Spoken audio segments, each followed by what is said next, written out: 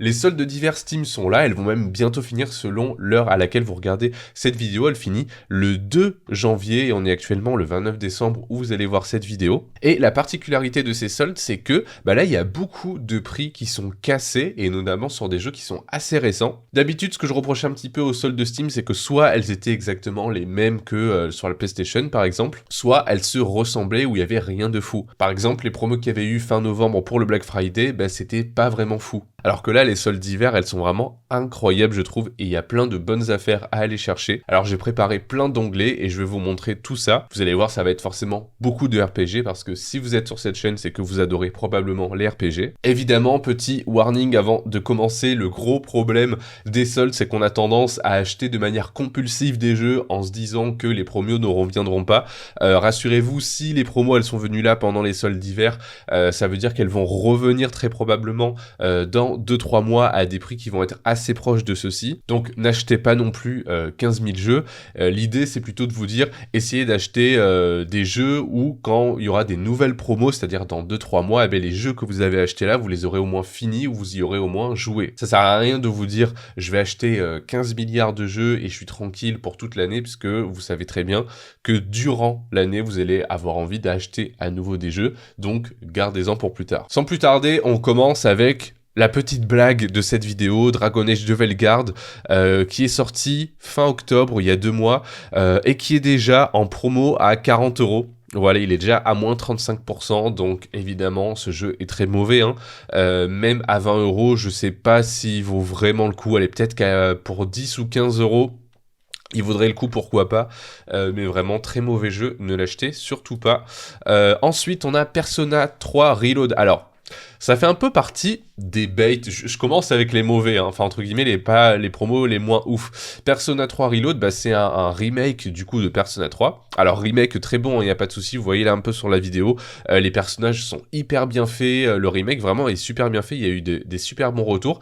Si vous aimez vraiment bien la série des Persona, que vous avez kiffé Persona 5, etc., et que vous avez envie de partir sur le 3, pourquoi pas, mais ça reste encore un peu cher pour un jeu qui date de quelques années, même si c'est un remake, voilà, une quarantaine d'euros. Après, c'est sûr que vous en aurez pour votre argent, c'est pas la question, il y a une centaine d'heures dans ce jeu-là. Mais voilà, 40€, ça reste, je trouve, encore un peu cher pour un jeu qui a quand même quelques années et qui est juste mis à jour visuellement. Donc du coup, si vous voulez mon avis, si vous avez envie de le faire, mais pas plus que ça, je vous conseillerais d'attendre encore, je dirais 1 an, je dirais l'année prochaine il sera à 20 balles quoi peut-être. Bon ensuite Elden Ring, c'est un classique, qui ne l'a pas encore fait. Si vous n'avez pas encore fait Elden Ring, je crois qu'il a jamais été aussi bas, 36€, le jeu est resté cher parce qu'il a été élu jeu de l'année 2022 etc. Donc du coup le jeu est resté cher. Donc c'est normal qu'il soit toujours à 36€, mais je pense pas que vous pourrez le trouver plus bas. Donc si jamais vous avez envie de partir sur Elden Ring, c'est le bon moment, ok. Ensuite on part sur Cyberpunk Phantom Liberty, et il me fait chier, putain, pourquoi je peux pas aller voir Cyberpunk ? Cyberpunk, écoutez, c'est une super bonne affaire, 47€ pour le jeu plus le DLC. Le jeu reste assez récent, même s'il date de 2020. Il a été patché, il y a eu énormément de mises à jour. Si vous n'avez pas fait le DLC, je vous le conseille grandement. Il faut que je le fasse aussi, je ne l'ai pas fait non plus. Mais voilà, ça reste une super affaire. 47€ pour le jeu plus le DLC, ou alors juste 20 et quelques euros pour le DLC, ça reste hyper cool, et en plus il est très bien sur Steam Deck, je l'avais testé dessus.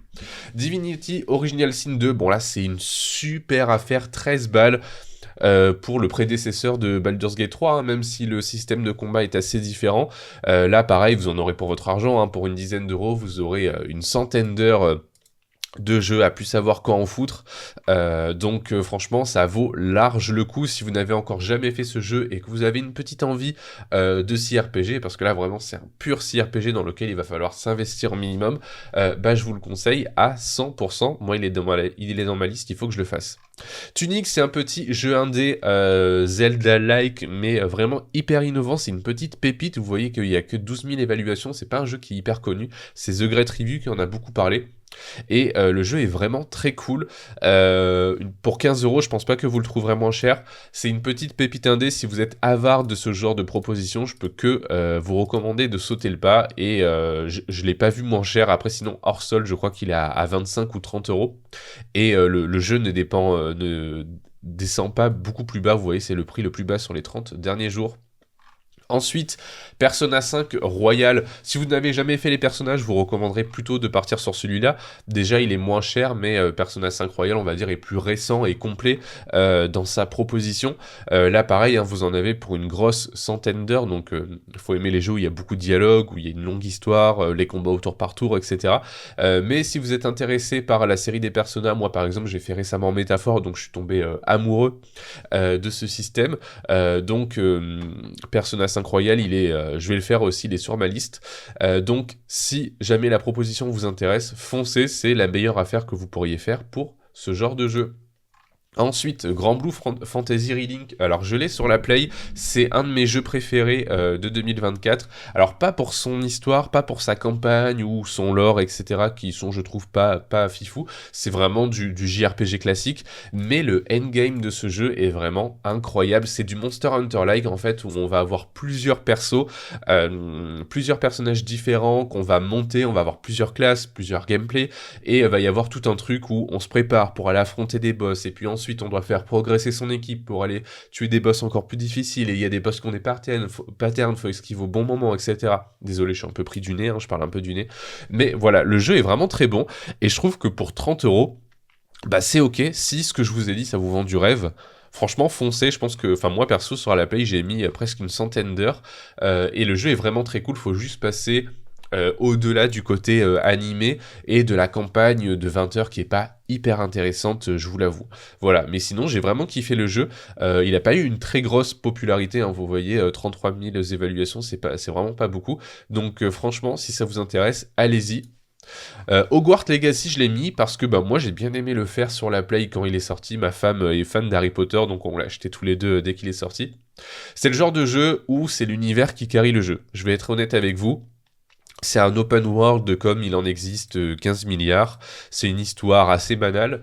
Mais si vous aimez bien l'univers d'Harry Potter, vous allez passer un bon moment en fait. Voilà, c'est l'univers qui carry vraiment tout le jeu. Moi j'ai bien aimé, j'ai passé un bon moment. Peut-être pas de là à le refaire, mais j'y ai passé une bonne trentaine d'heures dessus. Le jeu était vraiment sympa et il a jamais été aussi bas. Alors que le jeu est assez récent, il date du 10 février 2023. Franchement, pour 15€. Franchement, je trouve que c'est donné. Donc, si vous aimez bien l'univers d'Harry Potter et que vous avez envie de vous faire un petit jeu sympa, franchement, foncez. Moi, j'avais bien aimé, même si le jeu reste très basique dans sa proposition. Like a Dragon, Infinite Wealth, putain, il veut pas me le remettre encore. Yakuza. Alors, ça va me permettre de vous parler de deux jeux. Il y a Yakuza Like a Dragon que je suis en train de faire pour 10€. Bah là, franchement, c'est donné. C'est la porte d'entrée la plus récente pour la série Yakuza.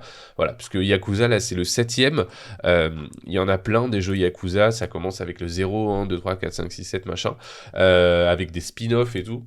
Et Like a Dragon, on va dire, c'est la remise à zéro de la série, entre guillemets, si vous voulez attaquer la série avec les jeux les plus récents. Donc Like a Dragon, si vous avez jamais touché au Yakuza, c'est la meilleure porte d'entrée. Il est à 10€ actuellement. Et en fait, j'ai mis sa suite, Infinite Wealth, parce que bah, le jeu est quand même assez récent. Voilà, là ils ont fait un bundle.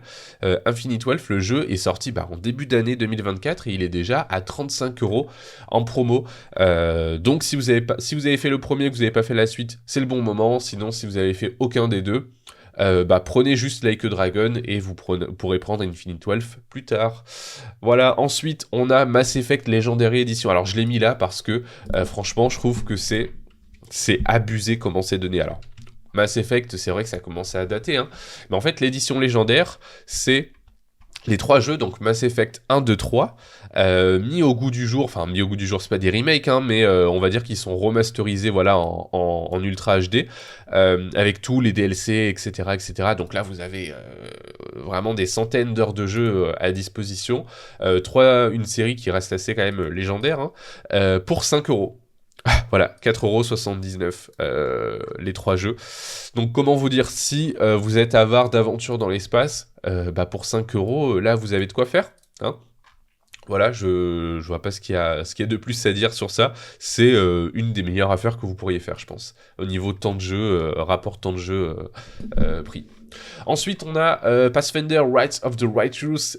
Si vous avez déjà fait Divinity Original Sin, Baldur's Gate 3 et que le CRPG, c'est des propositions qui peuvent vous plaire, bah là, 12 € pour Pathfinder, qui est un CRPG un petit peu plus complexe quand même hein, que Baldur's Gate 3 et Divinity 2, bah franchement, 12 €, c'est donné aussi pour ce genre de jeu, voilà. Ensuite, Rogue Trader, un autre CRPG, décidément en continu. Je l'ai mis ici parce qu'il est sorti récemment, le 7 décembre 2023. Si vous adorez l'univers de Warhammer 40 000, vous allez kiffer ce genre de jeu. Et là, moins de 30 € pour Rogue Trader, bah franchement, c'est donné, je trouve, pour un jeu qui est sorti il y a même pas 2 ans. C'est assez fou qu'il soit déjà si bas. C'est parce que le jeu a une popularité assez niche. Hein, vous voyez, 17 000 évaluations, c'est pas tellement. Mais voilà, si ça vous intéresse, allez-y, les yeux fermés. Le jeu est vraiment hyper cool. Dragon Age Inquisition, beaucoup mieux que Dragon Age The Veilguard. Pour 6 €, le jeu il a 10 ans, franchement il a pas vieilli d'un pouce pour peu que vous le mettiez à fond sur PC. Le jeu il a vraiment pas très mal vieilli je trouve au niveau graphique et même la DA je trouve reste assez belle de ce jeu, même s'il n'est pas parfait. Il y a des mécaniques assez répétitives, MMO-esque, on va dire. Mais le jeu reste hyper cool pour 6 €. Franchement, c'est donné si vous voulez commencer les Dragon Age avec un épisode qui a pas trop vieilli. Visions of Mana, celui-là je l'ai mis pour vous dire de pas le prendre, entre guillemets. C'est une proposition qui reste assez moyenne, malheureusement. C'est un jeu qui n'a pas trop marché. En fait, le jeu est cool.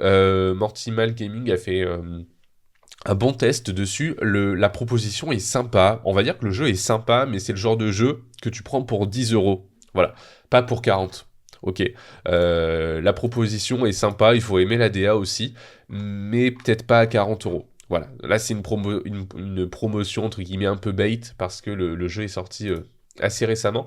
Assassin's Creed Origins, bon, Assassin's Creed on aime ou pas, force est de constater quand même que tout ce qui est Origins, Odyssey et tout, c'est des jeux qui restent quand même globalement assez cool par rapport bah voilà, à l'époque où ça s'est déroulé, etc. Ça reste quand même un bon voyage et franchement pour 6 €, ça reste très abordable quoi. On a bientôt fini, on continue avec Star Wars Jedi Fallen Order, je l'avais fait à sa sortie, il est trop bien. 4 €, franchement, c'est donné.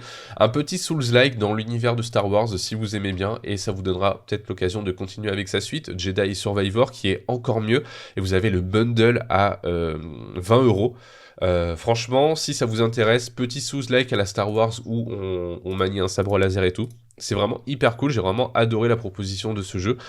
C'est pas le jeu d'une vie non plus, hein, mais franchement, le jeu est très sympa, et je trouve que 20 € pour les deux jeux, franchement, c'est vraiment abusé. C'est vraiment abusé et c'est vraiment hyper cool. Wild Earth. Alors là, vous allez vous dire, putain, waouh, les critiques plutôt négatives. Alors, attendez. Si vous aimez bien Monster Hunter, franchement, le jeu va grave vous plaire. Parce qu'en fait, le jeu, c'est vraiment un Monster Hunter avec de la construction à la Fortnite. Et j'ai trouvé la proposition hyper originale. Et c'est un peu dommage que le jeu n'ait pas marché. Moi, je l'avais fait avec le EA+. J'avais fini le jeu. Et je l'ai jamais vu à un prix aussi bas. Voilà, 14 €. Le jeu vous dure bien une 40-50 d'heures et encore vous avez du endgame derrière.